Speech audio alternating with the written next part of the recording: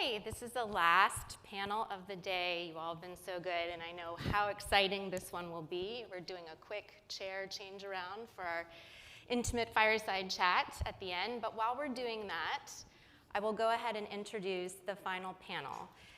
Just a quick personal story here. 3 years ago, before the pandemic, I would not even have thought to reach out to CISA or reach out to a government agency to see if I could get someone to speak at an event. And as I pivoted in the pandemic, I was able to do that and just trust that, hey, that's something I can do. I want to learn more about cybersecurity. I want to get more involved. So I'm just going to do it. And so Brian Ware came to my rescue and was on some of my early webinars during the pandemic. So he's a CISA legacy in and of itself. And then now Kirsten Toth, the Chief of Staff for CISA, is engaging heavily with the Cyber Guild and now for Uniting Women in Cyber Conference. So I'd like to take this moment to welcome them both for an intimate fireside legacy chat with CISA. Well, hey everyone. Thanks for hanging in there till the end of the day. I think there's drinks after this, maybe, if we're lucky. That's kind of what I'm counting on. Kirsten, thanks for making the trek from Arlington. Everybody knows about the Cybersecurity and Infrastructure Security Agency and says, I'm glad to hear Elizabeth mentioning them as well. You're the Chief of Staff there. What in the world does a Chief of Staff do? Well, Brian, first of all, this is called the Leadership Legacy, and I want to just reiterate what Elizabeth said. Your leadership at the agency and what you established. The thing about CISA is because it's the youngest federal agency, it is actually an aggregate of a lot of people that came from different places, both from industry and otherwise, and we very much are building on what has been done before. And you left a very strong legacy, so thank you for what you've done. So the Chief of Staff position can really be whatever. It's sort of a buffet of joy and sorrow all at the same time. Sometimes more one than the other. It's interesting because I came into this role with cyber expertise. I've known Jen Easterly, the director, for over 20 years. We met, my first boss was General Barry McCaffrey, who was her mentor at West Point. We actually met in the wedding of his executive assistant. Wow. So always keep those relationships going. And so we had talked a lot about cyber, but what's fascinating coming into this role with CISA is that, I've looked at CISA as sort of having three buckets. It's how we're internally looking at our workforce, both for the CISA workforce, but then looking at building out the cyber workforce and being a model for that. Secondly, it's the role that we have as the regulator for the .gov, so working with the 101 federal agencies to protect those agencies. And then thirdly, importantly, it's the industry engagement and the partnerships there. So the role that I like to do the cyber piece, but so much of what we're building at CISA is about our internal workforce. So it's how do we create a culture that models inclusivity, diversity, equity, and inclusion? How do we create a culture that has and grounded in 12 principles, including leading with empathy, doing the right thing? So that cultural shift is really the primary thing that we're focused on, and it's a priority for Jen, and so it's one of the key pieces that I'm executing on. But there are, depending on the day, that range can be pretty broad. You touched on it a little bit with your time with General McCaffrey, but how did you get here? What is a lot of what we're talking about today are some of those opportunities in workforce and everything else. I think a lot of people think that cyber is hard or cyber is scary or I don't have the technical for cyber or whatever it may be. So how did you get from wherever you started, you can start the story as young as you want to here? I was just a young girl yeah. many years ago. I think, one of the key elements that we do a lot of work with mentoring, and that's one of the things that I enjoy most about the job, is for everybody, regardless of where you are in your life, to embrace the nonlinear career path. So I went to graduate school for public policy. I thought I was going to have a whole career in government in domestic policy. And so I ended up on a fellowship. That's what got me to drug policy. Then I was in the Senate. A story that I tell, which is really how I got into cyber, is I was working for Senator Lieberman after cold calling him because I'm from Connecticut. And it was the summer, I was his economic policy advisor, the summer that Senator Jeffords from Vermont flipped from being a Republican to an independent, which flipped the majority of the Senate. And so Senator Lieberman became chair of the Governmental Affairs Committee, which was a pretty boring committee, but he asked me to join, and it was this sort of existential moment of, do I want to do this or go off into the private sector and do urban planning? My first assignment for him was a hearing on critical infrastructure protection that was scheduled for September 12th, 2001. So 9/11 happened on that Tuesday, and then I ended up working on the legislation to create DHS, which is how I got involved in cyber. But it's through the nonprofit sector, through academia, through state government, through local government, this journey of just being sort of led by what interested me. And just, I think that's the other piece, is really following what interests you, because if you're not doing what you love, you're not going to enjoy it and you're not going to do well at it. And so that meant that I was making choices that didn't always seem linear, but definitely felt like they were right for me. And right before CISA? Right before CISA, so in 2016, I was asked to run President Obama's Commission on Cybersecurity. And then when we were finishing that commission, it was a 9-month commission. We had been given 8 topics by the president, one of which was small and medium-sized business cybersecurity. And when we were finishing, some of the commissioners and myself came together to say, you know, we really haven't done this topic the justice that we could do so much more here. So several of us, 4 of us and myself, got together to launch a nonprofit called the Cyber Readiness Institute, which was about providing free cybersecurity tools for small businesses focused on human behavior. But the key here was that we engaged, our founding partners were all large companies, MasterCard, Microsoft, General Motors, Apple, to be able to say, we as large companies know that we have to be paying attention to small businesses. So that work has carried into some of the work that I've done at CISA, which has been great, because I think small business cybersecurity and really getting into communities is so critical. Oh, and I remember how just hard it was from the CISA position to speak to small business, because we had like all this really, really big government experience, but we had no idea how to translate it into a small company that had no CISO. So it's important work to do, and I follow all of the communications work that you guys are doing that I think is great. What are the priorities, some of the top priorities for CISA right now? And you mentioned those 3 different buckets, and so I can imagine that you've got workforce priorities and .gov priorities, but kind of at a high level, what are some of the key areas that you're the most focused on? So I'll go back to the workforce piece, because that feeds into so much of what we do. So as I talked about, we're obviously looking at how we can build our workforce to be a model, not just for government, but really a model for cybersecurity. But then importantly, what are those elements and efforts that we're doing to support the build out of workforce? So how are we going into elementary schools? How are we going to where talent is, which means not just looking at traditional modes of education, but looking at representatives and experts in vocational schools, community colleges, going to underserved communities.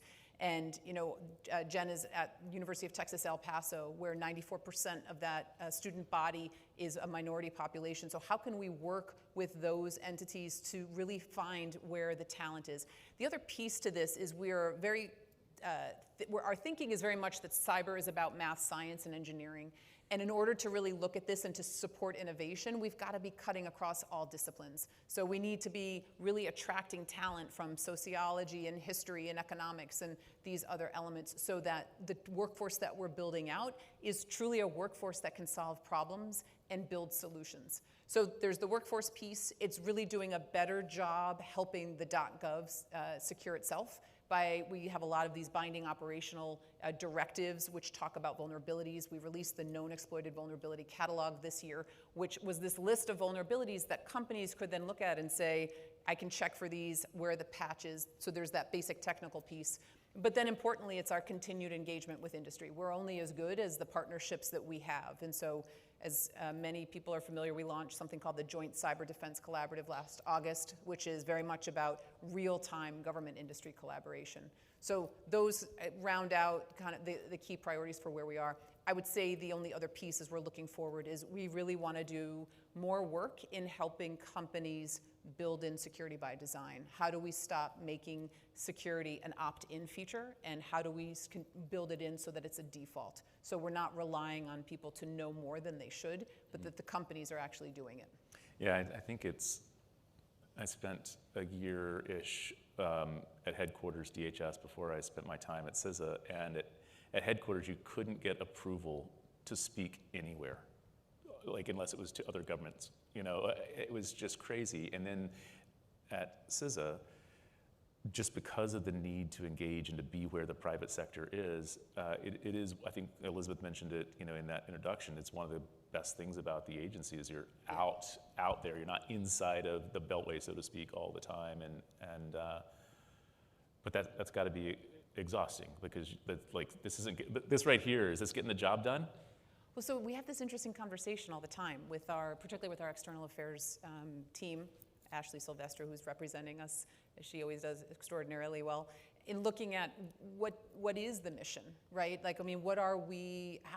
What is it that builds brings the mission forward, and engaging with industry, hearing from industry what's working, what's not, how CISA's doing. I was in a meeting earlier today with industry, and we talk about leading with humility. We can always do better, and so we always have to understand that we've got to be able to learn. We don't know it all. We don't expect to know it all. But in this space in cyber, the industry government collaboration, Chris Inglis, Jen talk about cyber as a team sport. No one entity can do this on its own. All of those things are so true, and that messaging is critical to CISA's success. So you just can't go back to the office and put your head down and do your work, right? Got to play with the rest of the team. I'm going to come back to some of the workforce issues in a minute. Let's talk about some things in the world, things that we might have read about.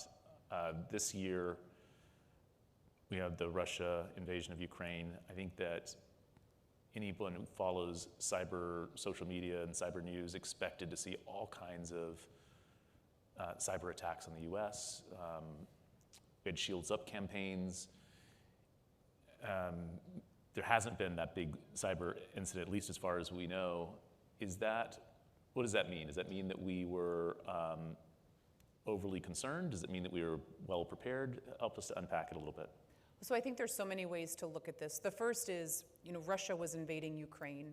So make no mistake, Ukraine has felt enormous kinetic impact from Russia's invasion of Ukraine. But the other piece to this is that we know that Russia's also attacked Ukraine with cyber tools. So it's not that this hasn't happened. And it would really have to be, there's no reason right now for Russia to come after the US with a cyber attack because of the escalation potential. But that doesn't mean that we're not under attack by Russia. But I think there is this, what we've seen is this level of resilience. So Shields Up was something that we put out last November when we were anticipating, preparing for the potential for an attack. And that was very much about getting industry to pay attention. So it was everything from lowering the threshold for reporting to empowering the CISOs to make investment decisions. And I don't think that we should, I talk about leading with humility, but I think that there was so much effort on the part of industry to invest in this because of what everyone believed that was going to happen, which was Russia's invasion, that there was a heightened level of resilience. And so whether that thwarted or prevented some attacks from Russia, we don't know. It's like terrorism, we don't know what we've prevented. But this is very much, we definitely escalated these efforts. But I get very cautious about when people are like, Russia hasn't done anything. If you are in Ukraine, Russia has absolutely impacted the life, the infrastructure, every piece of that, both through cyber and kinetic tools. But what we are now thinking about in the United States as we heightened this level is what does Shields Up sustained look like? And I think, Brian, when you and I were together a couple weeks ago, I talked about the fact that I make this equation to what happened after 9/11 when I was working in the Senate, and the National Capital Planning Commission, which had a Senate representation, was looking at how do we physically change the landscape of DC. So it was closing off Pennsylvania Avenue, it was bollards around the monument, metal fences around the Capitol. Some of those stayed and some of those went away. That is also true now in this cyber world where the tools of cyber are used so much more than physical tools. And so, weapons that are physical. So this idea that we have to heighten this Shields Up and sustain is something that we're trying to help companies get to that place. But what we hear from companies is that they want that Shields Up because they got more resources, they were able to do the things that they wanted to do. That's putting it a little bit simply, but the idea is that with this heightened threat environment, that everybody, industry, sectors, all have to keep that elevated level of concern. When I think about most cybersecurity workforces, my mind goes to the always under the gun incident responders. There's like this there's been this big breach and you're trying to figure out what it is, or it's a ransomware and you're trying to recover from backups. And you said in a sentence, anticipating and preparing for the potential, like these probability of something in the future. And it is such a unique, I think, and distinctive characteristic of CISA that you're having to think about the things that might happen and plan for the things that could happen and make sure that you're doing the job of coordinating and preparing. And there's still a lot of that incident response on a, I guess, everyday basis. Yeah, absolutely. And I think when you look at what CISA's mission is, it's to drive down risk. And so how we do that and what that entails can sort of change and shift on any day based on where the threat is. And so to your point, it's about trying to anticipate the threat environment. We were having a conversation earlier today about that tension between operations, what we have to do in the moment to respond, to be resilient, but then how do you also plan for the threat that you're seeing down the road? And what does that require? And that's really where the partnership with industry becomes so important, because we can learn from how industry is planning. Because I do think industry probably does a bit of a better job planning than government. Government is great in response. It will put all its resources when something happens. The challenge is, what do you invest in when you're trying to prevent? I think industry is always better at business planning. I'm not really sure that industry is always better at risk planning. I think that some of that is inherently a government way of thinking, and certainly a security way of thinking too. I remember in the early days of CISA, we had to spend at least 5 minutes of every panel trying to pronounce CISA the right way, because there was somebody who was like, hey, CISA or whatever. So thankfully we're past that. Now there's this new acronym that I'm not sure I know how to say the right way.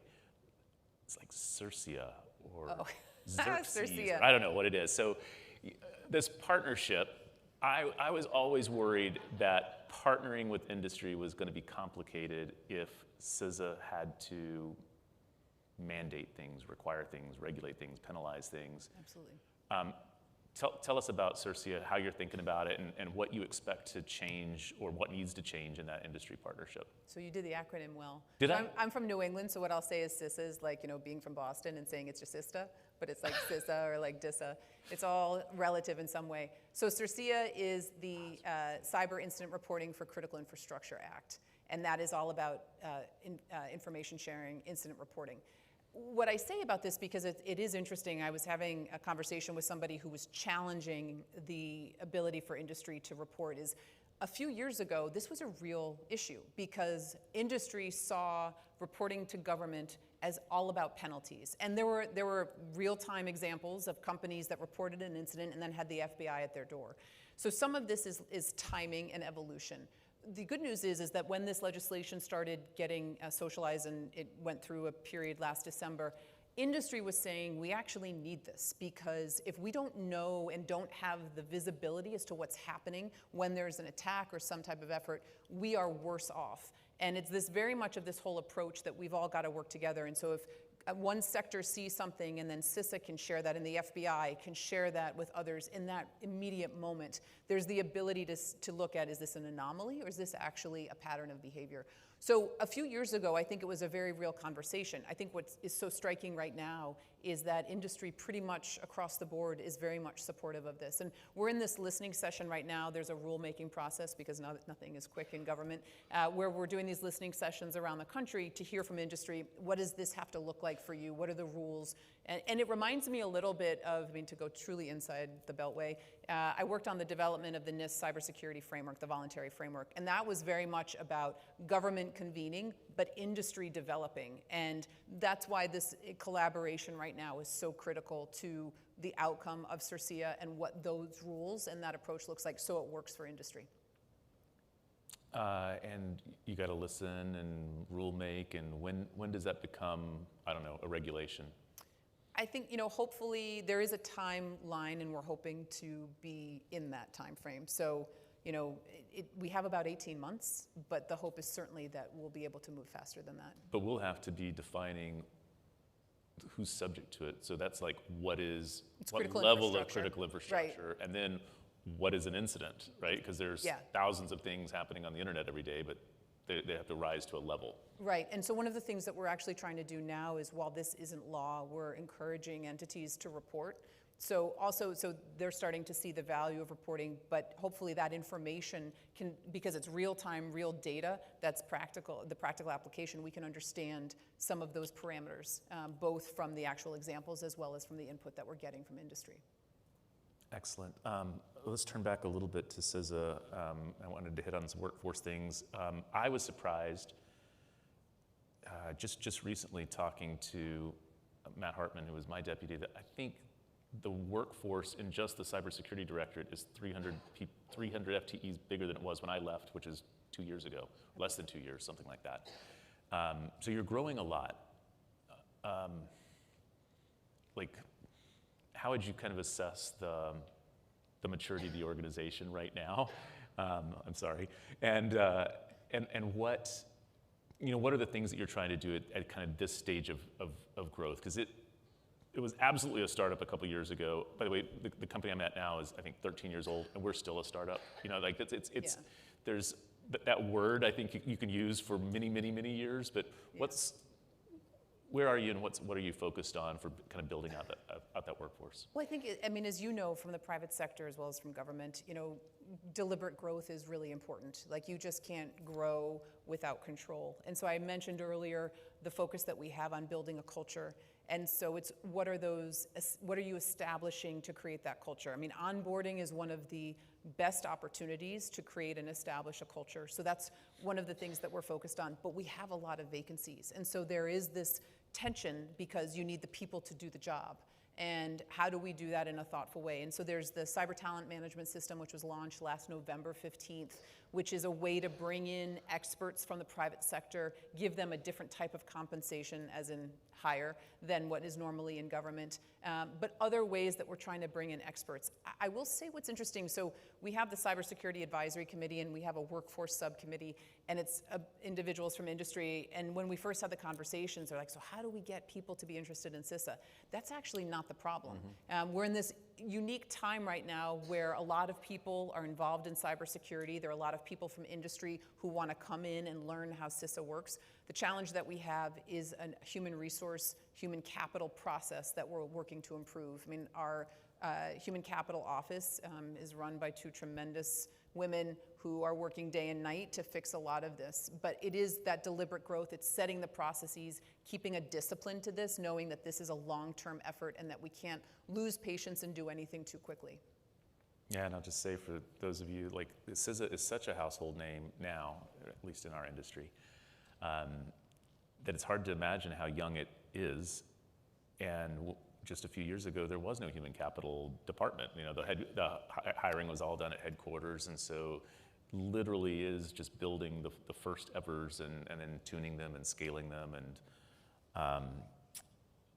And a lot of this comes with, you've got to act and know that it's not going to always be right. But it's like, as we're looking at this, we've got to move forward with the actions to try the hiring processes, knowing that we're going to have some failures. It's like everything. It's like what we tell our children: you learn more sometimes from what you fail at than what you succeed at. But the key is to be so open to these learnings so that we are constantly improving. Well, so you mentioned the term diversity earlier, and then just now talking about these vacancies. One of the, from a purely mathematical standpoint, one of the most compelling reasons for diversity is to attract the widest workforce that you possibly can. Obviously, a lot more to it than that. Tell us how you're thinking about diversity. I know that hiring in the workforce are a big part of your particular focus. So. Yeah, and it's something that I'm personally very invested in. So when we look at what we're focused on, which is diversity, equity, inclusion, and accessibility, the key piece here that we're starting from, and this kind of goes to the long-term vision, is when people talk about that, they have to be bought into why they think that's important. I do worry that we've gotten to a bit of a place right now where we're checking the box a little bit. I think that, we get to these places where it's about sort of checking the complexion box of, do I have this diversity trait? Do I have this, whether it's in speaking, whether it's in a role? And we have to be really careful, because there are two pieces to this. If you believe in diversity, equity, inclusion, and accessibility, then you have to invest in it early, which means you've got to go to where those traits exist, recruit, hire, bring them in, and train and mentor. And that's a long-term vision. The other piece is that you have to understand why that's important. And as I mentioned, with cybersecurity, if we continue to just catalyze and cultivate the workforce that we have today, we're going to be so far behind in innovation, in thinking, in creativity. We are looking at building solutions, as I've said, solving problems. So we benefit from that diversity in doing that. We benefit from what equity looks like, from what inclusion looks like in accessibility. I was on a panel about this issue a few months ago, and I was with the CEO of a company that hires individuals who are neurodiverse. And what he talked about was, I'm not doing this to feel better about myself. He said, if we really look at what this looks like, he has all government contracts. He said, when I need somebody to analyze visual maps around the world for intelligence agencies, those who are deaf have visual capabilities that you and I don't have. He also talks about how when they're looking at being able to decipher audio tapes and things like that, those who are blind have hearing that far exceeds an average person, mine, yours capabilities. So we really have to open the aperture and invest in what that looks like. And I feel just very strongly that in this space, if we don't start doing that, we're going to lose out not just on tapping the talent that can help us, but truly being the workforce that we want to model and the workforce that we actually need for this space. Yeah, so you have to be intentional. You know, if you reduce it to checklists, you'll end up just being checklist driven. Where are some areas that you guys are starting? Like what, because it's going to take a long time, right? There's no quick fix here in having a diverse workforce, but you have to start. And so where's that? So a lot of it is the younger talent. It's going into elementary schools and middle schools and talking about cybersecurity, going to we have partnerships with nonprofits, Girls Who Code, Empower, those who are serving underserved communities who have this tremendous talent. I mentioned the vocational schools and the community colleges. It's investing in the pipeline so that we actually build this out. And again, it's challenging those who say diversity is important to be, is it really important? Jen has talked a lot about this in different situations because in real time, and I'm sure some of you are dealing with this. I mean, I wasn't able to participate in an event last week, and an event organizer who I know well said to me, well, I just need you to find me a woman to replace you. And we talked about it, and I said, if that was that important to you, then you shouldn't have had 4 men as the other people on the panel, because then if I dropped out, you wouldn't be left in this position. So it is very much, thinking about why are you doing that? And why is my voice as a woman important to you? Because if it's just because you need somebody, on the stage, then you haven't thought about that criticality. And you and I had this conversation, which is important. We also, as we're evolving, we have to be patient. We have to work with people, understanding that it's very important that the talent and the capabilities are being featured while simultaneously building that pipeline. And that we have to be patient with that process because it's not going to be smooth and it's not going to be, I think, certainly perfect. Yeah, I learned a word last week that not only do I not want to see again, I don't want to hear again. It was a mantle. The panel of all men. Anyway. Well, the fact that it's the first time you've heard that is a good thing. Yes, well, I was on one. That's when I learned the word, like, oh, crap, I don't want that again. So as you build out this workforce, part of what I'm hearing is, the way I think of the way NSA used to recruit is they would recruit people that are great at math because that was the core of their culture. And other departments and other agencies hire all kinds of different things. It sounds like, the needs at CISA are so broad, the different kinds of things are so broad. Maybe CISA can become that destination employer for a diverse workforce and people that want to break into cybersecurity for the first time. Well, and I think CISA is set up to be that 1,000%. And that's why we've got to really dedicate ourselves to this, which is, supporting entry-level positions, supporting fellowships in college, internships in high school, those that can come in. And to your point, just have this breadth of capability and experience. I mean, we had a couple of interns working with us in the front office. One of them can put on her resume that she developed the first Instagram reel for CISA. So she helped us build this out. I will tell you that there's no one in the front office that can do an Instagram reel. And much to my daughter's chagrin, I have no idea, and whatever. But this individual, and that's a capability, right? I mean, social media, and for those of you that are familiar with the director, she's reasonably familiar with social media and Twitter. And so I think that, it's looking at what are the capabilities to build out what we're doing. I mean, we were not saying 6 months ago, we really need to do Instagram Reels. Like that's going to be, but now we've built that out. And I think that's just where you're always open. And I mean, it's general career advice, right? Like you're always open to what's out there and learning from others, but importantly, being able to support those that can do it themselves. I'm sure there's a really good joke here that, only CISA is worried about Instagram Reels because everybody else is on TikTok. But maybe there's some reasons why you guys aren't doing TikTok. I don't know. Well, it'll come as no surprise that there are some people that would like us to be on TikTok. I have, I said we wouldn't really talk about China, but, make no mistake that China, he or she who gets the most data across the world wins this AI machine learning battle. So if you don't think your information on TikTok is valuable, check in with China in about 20 years. You mentioned the cyber talent management system, CTMS. So for those who aren't as familiar with it, it's the first new personnel system in the U.S. government since the 1940s or something like that. It does away. You don't have to do the GS system. There's this other system, and the positions and rates and qualifications are determined by looking at things like LinkedIn and other job sites. That's as much as I remember of it. It was supposed to be a huge boost to hiring, but it's also new. Are you getting a lot of your talent through CTMS? We're getting a lot more. Okay. And so, and this has required a lot of deliberate effort. And I think the good news is that, early on there were some challenges that showed up, us working with the department to look at how to fix and evolve. And then also, the interesting thing about government, for those of you who don't know, is that you don't really have a hiring team. Supervisors who have day jobs and content are also responsible for hiring. So what that means is those individuals who might be an expert in cyber and threat hunting also have to have some capability in what it means to hire in the federal government, which is not an easy, there are people who have careers in that. So part of this was training the supervisors, training those who are hiring to know what it meant to access the cyber talent management system and what that looked like, and then just setting guidelines and really being very deliberate. I would say over the last 6 months, there's been such a concerted effort to access CTMS that we're seeing a lot more input and a lot more progress. But it took thinking, because to your point, when you redo something that hasn't happened in over 70 years, it's a different way of looking at it, and then how to access it in the most effective way becomes so critical.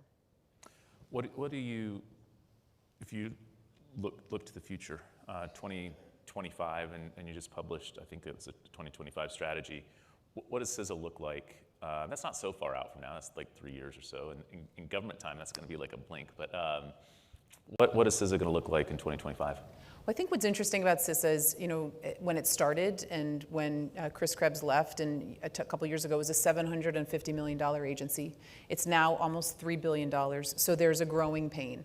And in looking at just 2 years, the idea is that we have grown into that size, that capability, that set of authorities, where we're not catching up to it, but we're in that place where we're leading. We're taking these elements, workforce, all of these pieces that we think are critical to cybersecurity, and we're able to lead. We've improved the engagement with industry, and that we are staying with the threat, and that we have engaged the whole of government approach. I think one of the things that's positive about the cyber threat, if I can put it that way, is that it mandates intergovernmental, cross-industry, cross-sector collaboration, coordination, and that's newer.